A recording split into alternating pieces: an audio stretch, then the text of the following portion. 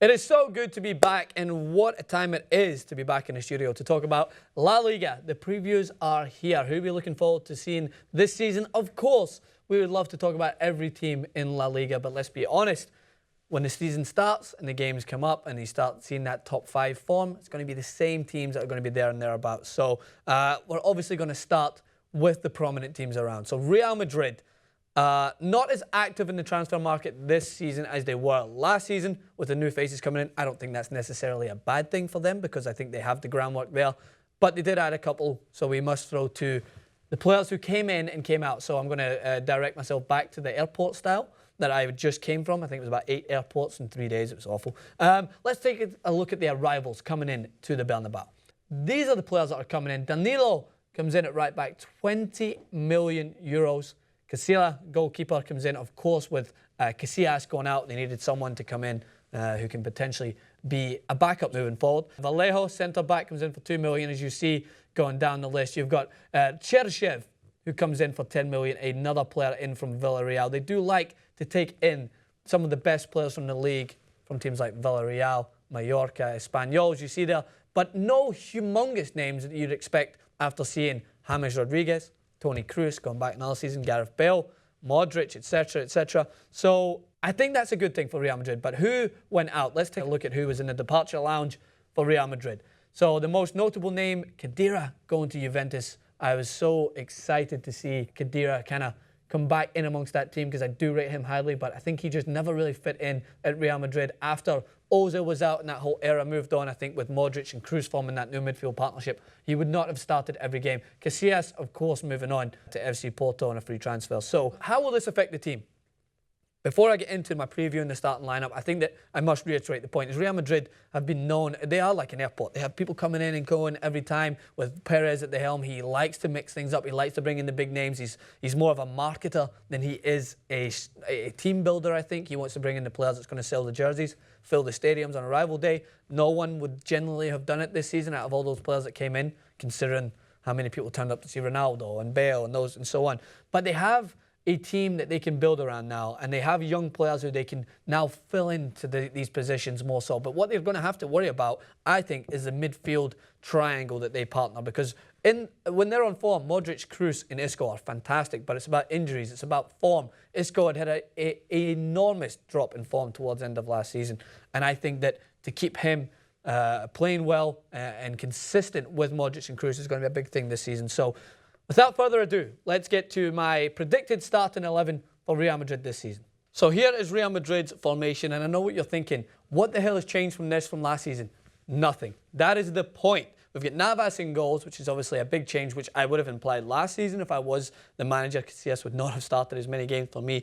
Carvajal, Varane comes in, I think, more so this season than Pepe. Pepe will play. Don't get me wrong, but this is I think that Varane has now reached the point where he needs to be used more or he needs to be passed on because he is young and I think that he's itching to start games. So I imagine from what I've seen in pre-season more so as well, I would see Varane starting a little bit more. Still though, I wouldn't be surprised if Pepe was going to play. Ramos, after all the controversy about whether he was going to leave, he's a Real Madrid guy. He loves the team and you can tell that, I don't know whether it will fit under the new management of Benitez, but I think that Ramos is going to be crucial in going back into centre-back. He just didn't do it for me, defensive midfielder. There are certain players that emphasise their game when you get David Luiz, who I think is better at defensive midfield. So I think he's pretty god-awful centre-back. But not for Ramos, I'm afraid. He's good at pinging the ball, but he's better at the back there, and that's where he's best, most comfortable. Marcelo at left-back. The midfield, this is crucial because Kroos, Modric and James did not play together enough for me last season. And when they did, they clicked. James specifically is going to have a huge season this season, I think, for me. He played so well towards the end of the season, fitting into that gap in there.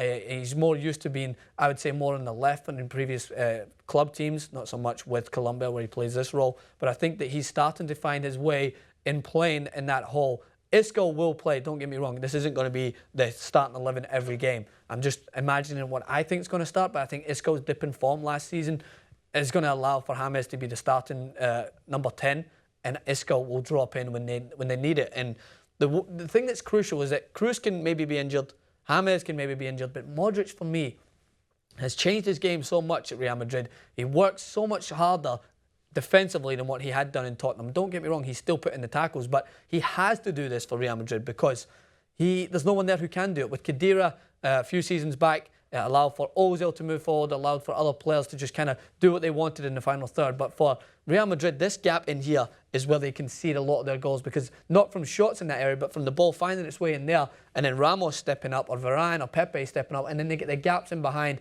and the ball gets moved to wide areas, and they're all chasing back. So for me, Modric has to be fit this season, has to have a good long run. You're expecting an abundance of games from him this season, because injury worries, etc., just cannot happen this year if Real Madrid want to get back into the running for La Liga and Champions League. Gareth Bale, another player who needs to have a huge season. He looks sharp in pre-season.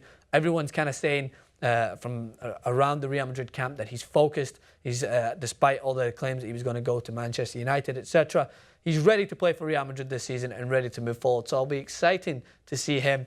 Benzema, although injury worries, along with every single season Benzema's moving.